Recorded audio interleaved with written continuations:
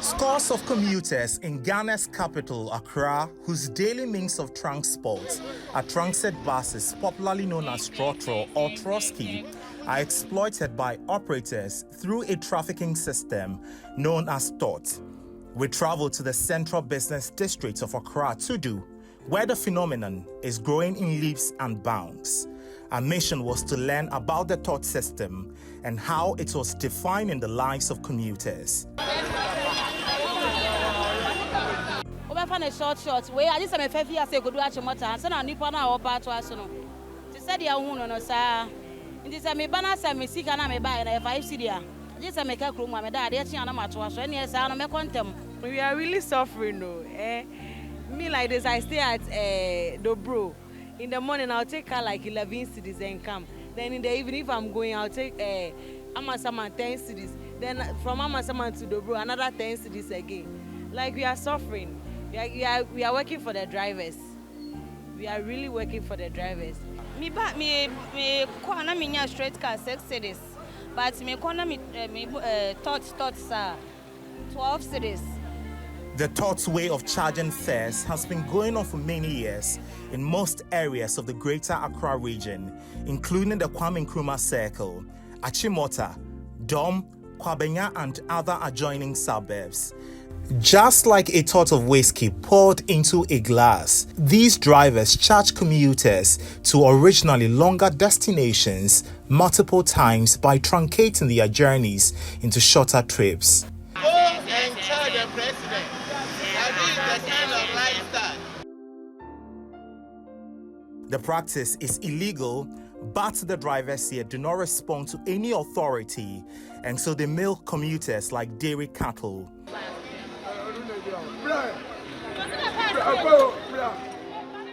Commuters either subscribe to the system and get on board or are left to their fate.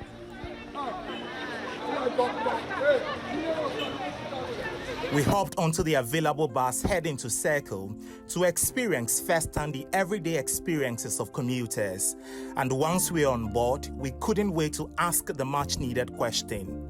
The passengers normal complaint is more short distances. That are more sir.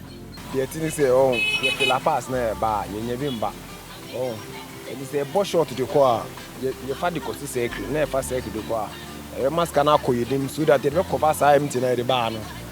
So this vehicle is originally headed for La Paz, but when it pulled up at Tudu, commuters were told that it was headed for Circle.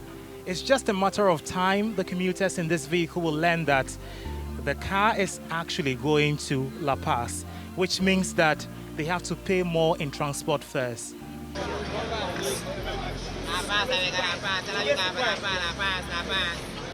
When we arrived at the Kwame Nkrumah interchange, the TOT system was in full swing. Frustrated-looking commuters waited with bated breath to catch their destination buses, but to no avail. Mind you, it wasn't for the unavailability of buses, but the TOT system was the only option on the table, leaving commuters with meager finances in destitute.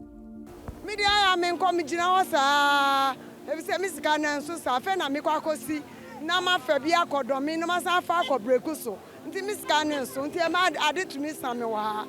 I met a nursing mother, Fatima Haruna, who paid dearly for the non-compliance to the TOT system.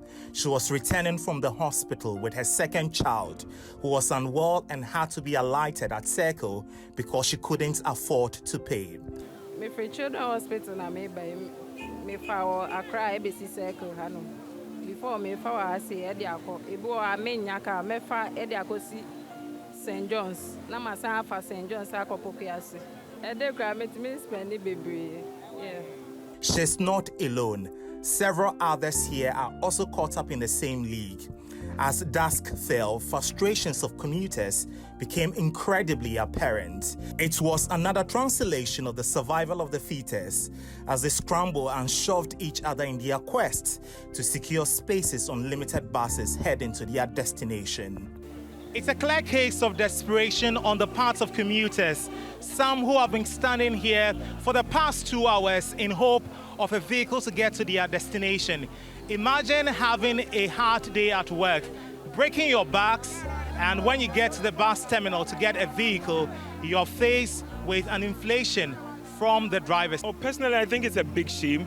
I think we live in a country whereby people are heartless, all in the name of business, because you have citizens who complain about the politicians and the people in the higher-ups being corrupt and all of that. I think that situation is not different from the situation people are going through over here. You see people standing here. It's not because they just can't get cars.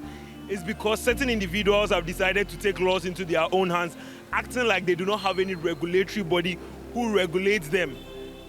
People are going, you see a car standing there saying Amasama intensity. That's not the price of Amasama. I mean, imagine a world in which every trotro driver is going to give you a different price, whereby GPRTU has approved prices for everybody. We think it's smart, we think it's nice, but people can't live in country. Even today, there's no crowd here. As of last week, there were so many people here. I'm just imagining, it was just some years ago and there was a national disaster not far away from here. A lot of people died. I'm just imagining a disaster happening here. The number of lives that will be claimed, it seems no one wants to do anything about it. Everybody feels defeatist when you come here. They are like, we complain, nothing is done about it. And the funny thing is that it's mostly on this stretch, the Amasama and Taifa, Dome, Achimota stretch. They do that in the morning, they do that in the evening. I think it's not fair. Government.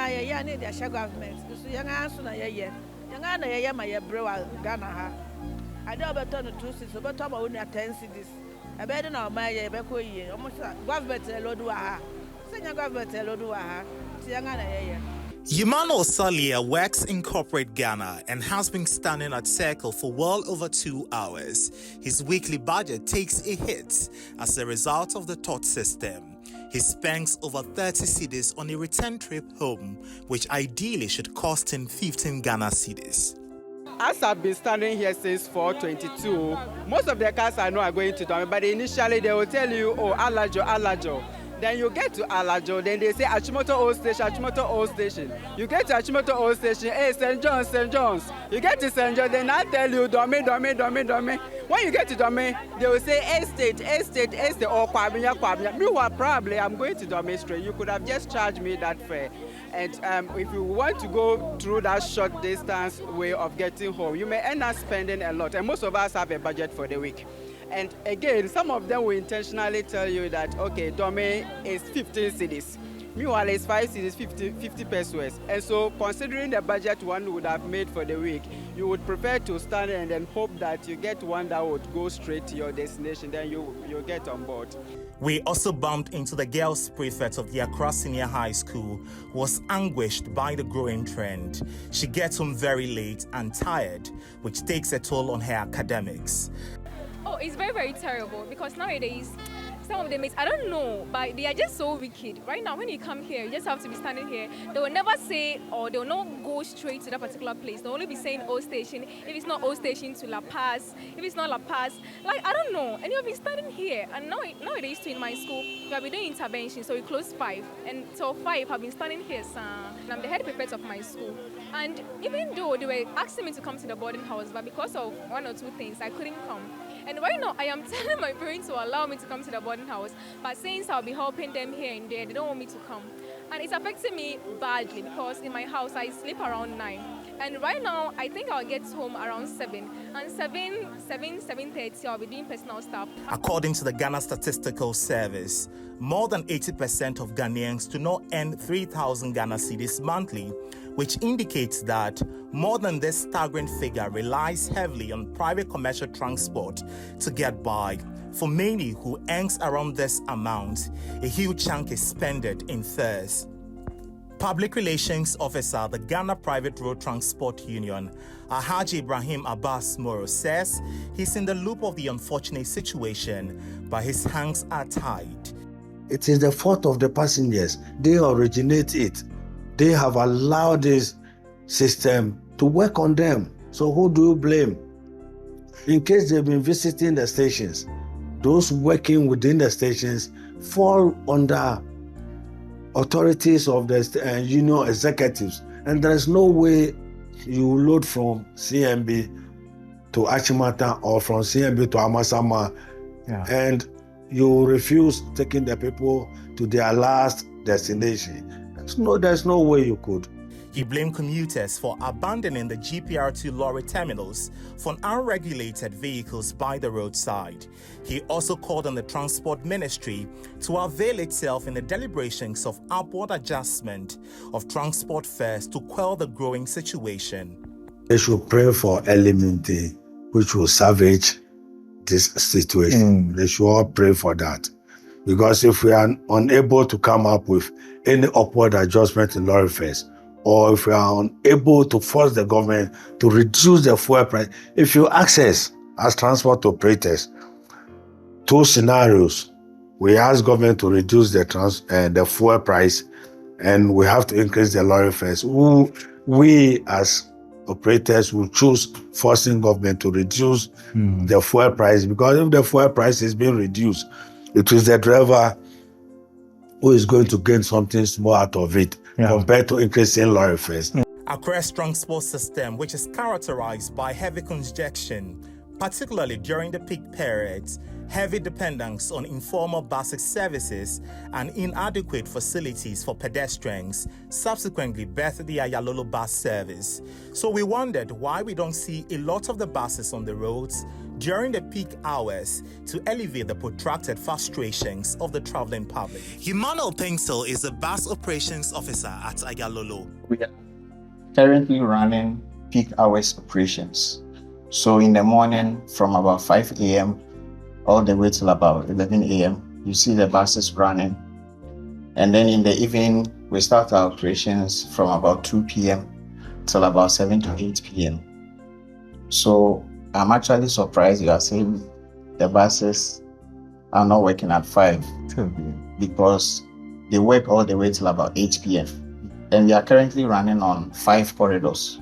So we have the Amasaman corridor, the Pokuase corridor, both of them we call it the Amasaman corridor. We have about 40 buses plying those stretch on peak hours. We have the Kaswa corridor as well. We have about almost 25 buses. We have the Tema corridor, that's from Ashaiman and Tema to Accra.